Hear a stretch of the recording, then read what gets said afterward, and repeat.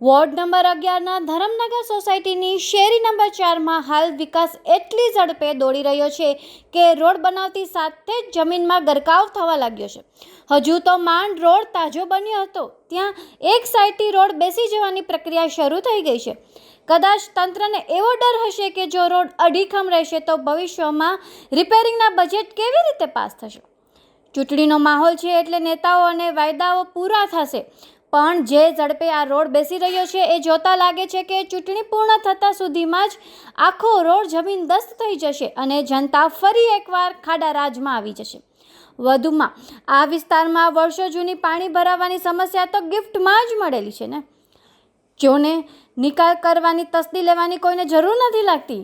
શું સત્તાધીશો એવું ઈચ્છે છે કે લોકો રોડ પર ચાલવાને બદલે હોડી લઈને ફરે? જો રોડની ગુણવત્તા આવી જ રહેશે ને તો જનતાના ટેક્સના પૈસા પાણીમાં જવાને બદલે ખાડામાં જશે, એ વાત તો નક્કી જ છે.